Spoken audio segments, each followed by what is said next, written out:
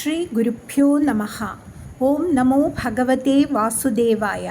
ஸ்ரீமன் நாராயணியம் 34வது தசகம் ஸ்ரீராமச்சரிதம். கீர்வாணைரர்த்தியமானோ தசமுகநிதனம் கோசலேஷ்வ்ருஷ்ய ஸ்ருங்கே புத்ரியாமிஷ்டிமிஷ்ட்வா ததுஷி தசரதக்ஷ்மாப்ருதே பாயசாக்கியம் தத்புக்த்யா தத்புரந்திரீஷ்வபி திஸ்ருஷு சமம் ஜாதகர்பாசு ஜாதோ ராமஸ்த்வம் லக்ஷ்மணேன ஸ்வயமதபரதேனாபி சத்ருக்னநாம்னா.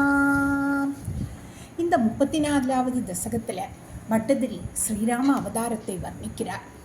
அவர் குருவாயூரப்பனை பார்த்து சொல்கிறார். முதல் ஸ்லோகத்தில், ஓ குருவாயூரப்பா, தேவர்கள் கொடுமையான ராவணனை கொல்ல வேண்டும் என்று உன்னை வேண்டினார்கள். நீ பூலோகத்தில் மனிதனாக அவதாரம் எடுக்க விரும்பினாய். தசரத சக்கரவர்த்தி அயோத்தியில் ருஷ்யசிருங்கர் என்ற முனிவரை கொண்டு புத்திரகாமேஷ்டி யாகம் செய்தார். இந்த யாகத்திலிருந்து கிடைத்த சிறந்த பாயசத்தை தசரதர் தன் 3 பத்னிகளுக்கு கொடுத்தார். ஒரே நேரத்தில் 3வரும் கருவுற்றனர். இதன் காரணமாய் லக்ஷ்மணன், பரதன், சத்ருக்னனோடு நீயும் ராமனாய் அவதரித்தாய் இல்லவா குருவாயூரப்பா? குருவாயூரப்பனை பார்த்து பட்டதிரி கேட்கிறார். கோதண்டி கௌஷிகஸ்ய கிருதுவரமவிதும் லக்ஷ்மணேனானுயாதோ யாதோ பூஸ்தாதவாச்சா முனிகதிதமனுத்வந்த்வசாந்தாத்வகேதः த்ரூணாம் த்ராணாய பாணேர்முனிவச்சனபலாத் தாடகம் பாடயித்வா லப்த்வாஸ்மாதஸ்த்ரஜாலம் முனிவனமகமோ தேவசித்தாஸ்ரமாக்கியம். இந்த 2வது ஸ்லோகத்தில் விஸ்வாமித்திரரின் யாகத்தை காத்தல், தாடகை வதம் இவைகளை வர்ணிக்கிறார் பட்டதிரி.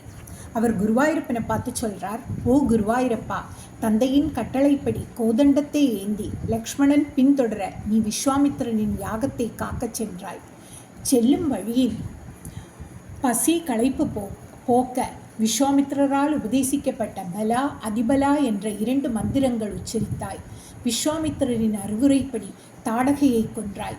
பிறகு விஸ்வாமித்திர முனிவரிடமிருந்து நிறைய அஸ்திர மந்திரங்களை உபதேசிக்க பெற்று பல ஆயுதங்களுடன் விஸ்வாமித்திர முனிவரின் சித்தாசிரமம் என்ற பெயர் கொண்ட தபோவனத்தை அடைந்தாய் அல்லவா குருவாயூரப்பான்னு குருவாயூரப்பனை பார்த்து பட்டதிரி கேட்கிறார். மாரீச்சம் திராவயித்வா மகசிரசி சரீரண்யரக்ஷாம்சி நிக்னன் கல்யாம் குர்வன்னஹல்யாம் பதிபதரஜசா பிராப்ய வைதேககேகம் பிந்தானச்சாந்திரச்சூடம் தனுரவனி சுதாமிந்திராமேவ லப்த்வா ராஜ்யம் பிராதிஷ்டதாஸ்வம் த்ரிபிரபிச்ச சமம் பிராத்ருவீரை சதாரைஹி. இந்த 3வது ஸ்லோகத்தில் ஸ்ரீராமன் மற்றும் சகோதரர்கள் விவாகம் செய்து கொண்டு அயோத்தியைக்கு செல்லுதலை பற்றி வர்ணிக்கிறார் பட்டதிரி. பட்டதிரி குருவாயூரப்பனை பார்த்து சொல்கிறார். ஓ குருவாயூரப்பா, விஸ்வாமித்திரரின் யாகத்தில் மாரீச்சன் சுபாகு வந்த யாகத்தை கெடுத்த பொழுது நீ உன் அம்புகளால் சுபாகுவை கொன்று மாரீச்சனை விரட்டிவிட்டாய். பிறகு கல்லாக கிடந்த அகல்யை உன் திருவடிகளால் பரிசுத்தமாக்கினாய். இதற்கு பின் ஜனக மகாராஜாவின் அரண்மனையை அடைந்தாய். இங்கு சிவபெருமானின் தனுசை முறித்து பூமி தேவியின் மகளான சீதையை திருமணம் செய்து கொண்டாய். பிறகு நீ சீதையுடனும் சகோதரர்களுடன் அவர்களின் மனைவியர்களோடும் உன் நாட்டு ஆன அயோத்தியைக்கு புறப்பட்டாயல்லவா குருவாயூரப்பான்னு குருவாயூரப்பனை பார்த்து பட்டதிரி சொல்கிறார்.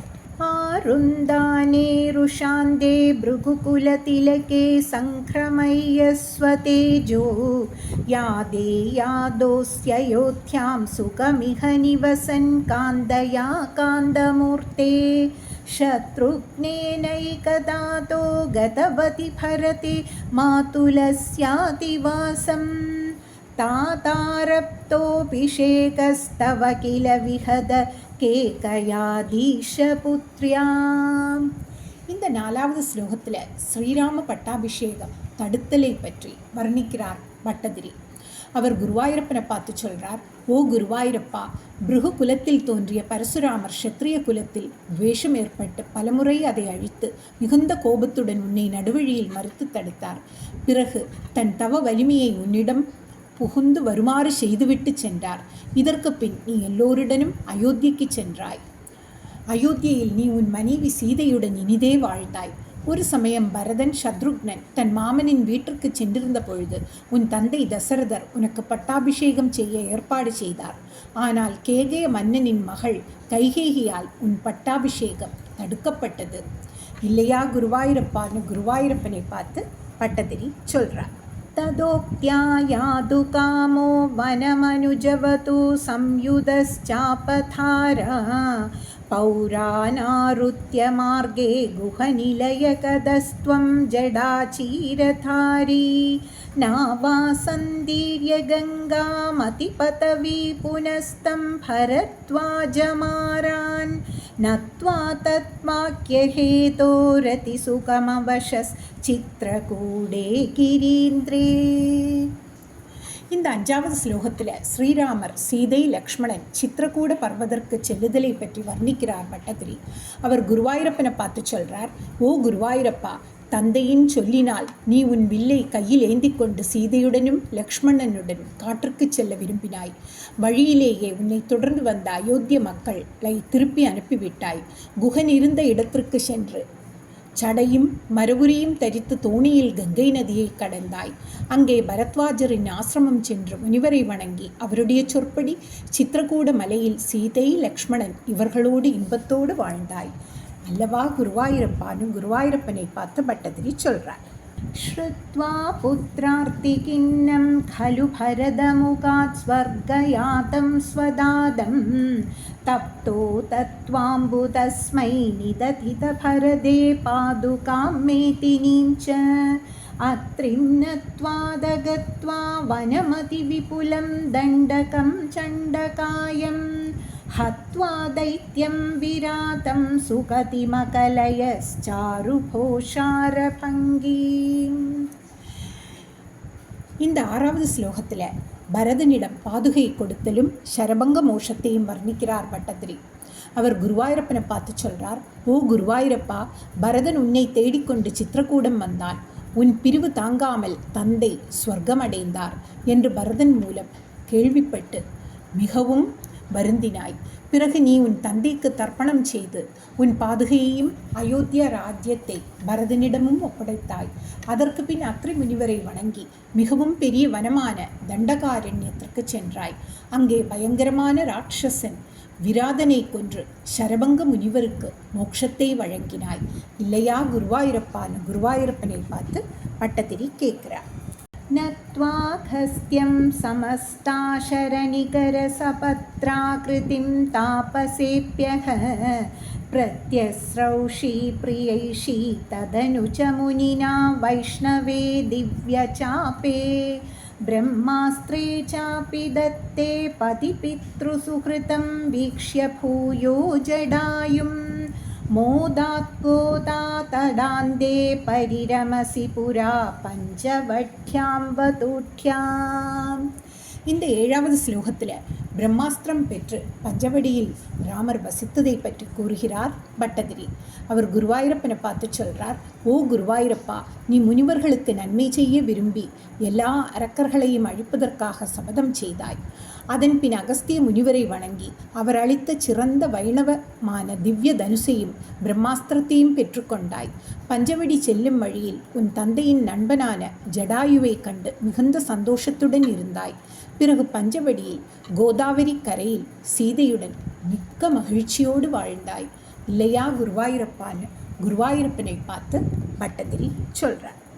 प्राप्ताया शूर्पणख्या मतनचलत्रुतेरर्थनैर्निस्सहात्मा तां सौमित्रौ विसृज्य प्रफलतमरुषा तेन निर्लूननासं दृष्ट्वैनामृष्टचित्तं करमपि पतितं दूषणं च त्रिमूर्तं व्याहिंसीरासरानप्ययुधसमधिकांस्तत्क्षणात् க்ஷதோஷ்மாம். இந்த 8வது ஸ்லோகத்தில் ஷூர்பணகை பங்கம் கரன் முதலியவர்களை வதித்ததை பற்றி வர்ணிக்கிறார் பட்டதிரி. அவர் குருவாயூரப்பனை பார்த்து சொல்றார், ஓ குருவாயூரப்பா, பஞ்சவடியில் நீ சீதை லக்ஷ்மணனுடன் இருந்த பொழுது சூர்பனகை அங்கு வந்தாள். அவள் உன்னிடம் வந்து அவளை ஏற்குமாறு கூறினாள். இதனால் பொறுமை இழந்த நீ அவளை லக்ஷ்மணனிடம் அனுப்பினாய். லக்ஷ்மணன் அவளுடைய மூக்கை அறுத்தான். அவள் கூக்குரலிட்ட சப்தத்தை கேட்ட கரன், தூஷணன் மற்றும் 10,000ற்கு மேலுள்ள ராட்சசர்களின் உன்னை எதிர்க்க வந்த பொழுது நீ அவர்களை எல்லோரையும் கொன்றாய் இல்லையா குருவாயூரப்பனை பார்த்து பட்டதிரி சொல்றார். சோதத்யா ப்ரோக்த வார்த்தா விவசதசமுகாதிஷ்டமாரீச்ச மாயா சாரங்கம் சாரசாக்ஷ்யா ஸ்புருஹிதமனுகத பிராவதிர்பாணகாதம் தன்மாயாக்ரந்த நிர்யாபித பவதனுஜாம் ராவணஸ்தாமஹார்ஷீத் தேனார்த்தோபி த்வமந்த கிமபி முதமதாஸ்தத்வதோபாயலாபாத். இந்த 9வது ஸ்லோகத்தில் மாரீச்ச வதம், சீதா அபகரணத்தை பற்றி வர்ணிக்கிறார் பட்டதிரி. அவர் குருவாயூரப்பனை பார்த்து சொல்றார், ஓ குருவாயூரப்பா, ராவணன் தன் தங்கை சூர்பனகை சொல்லிய செய்தி கேட்டு மாரீச்சனிடம் சீதையை அபகரிக்க அவன் மானாக ஆக வேண்டும் என்று கட்டளையிட்டான். இந்த அழகிய மானை பிடித்து தரும்படி சீதை உன்னிடம் வேண்டினாள். நீ அந்த மாயா மானை பின்தொடர்ந்து சென்று அம்புகளால் கொன்றாய். அப்பொழுது சீதை மாயா மானின் மாயக்குரலை கேட்டு லக்ஷ்மணனை அனுப்பினாள். இந்த சமயம் பார்த்து ராவணன் எதி ரூபத்தில் வந்து சீதையை அபகரித்து சென்றான். அதனால் நீ பெரிதும் வருந்தினாய் இல்லையா குருவாயூரப்பனை பார்த்து பட்டதிரி சொல்றார். பூயஸ்தன்வீம் விசின்வன்ன கிருததசமுகஸ்த்வத்வதும் மத்வதேனே யுக்த்வா யாதே ஜடாயௌ திவமத சுஹ்ருத பிரார்த்தனோ பிரேதகார்யம் கிருண்ணானம் தம் கபந்தம் ஜகனிதசபரிம் प्रेक्ष्य पम्बातडे त्वं सम्प्राप्तो वादसूनुं पृषमुतिदमना पाहि वातालयेषां. सर्वत्र गोविन्दनामसङ्कीर्तनं गोविन्द गोविन्दा. இந்த 10வது ஸ்லோகத்தில் ஷபரி மோக்ஷம், ஹனுமான் சந்திப்பை பற்றி வர்ணிக்கிறார் பட்டதிரி. அவர் குருவாயூரப்பனை பார்த்து சொல்றார், ஓ குருவாயூரப்பா, நீ சீதையை தேடிக்கொண்டு நீ வழியில் மிகுந்த வருத்தத்துடன் அறுபட்டு கிடந்த ஜடாயுவை கண்டாய். ஜடாயு உன்னிடம் ராவணன் உன் மனைவியை தூக்கிச் சென்றான் என்று சொல்லி உயிரை இழந்தான். அப்போது நீ அவனுக்கு ஈமச்சடங்குகள் செய்தாய். பிறகு உன்னை பிடித்து கொண்ட கபந்தனை கொன்றாய். பம்பா நதிக்கரையில் ஷபரியை கண்டு அவளுக்கு திவ்ய கதியை கொடுத்தாய்.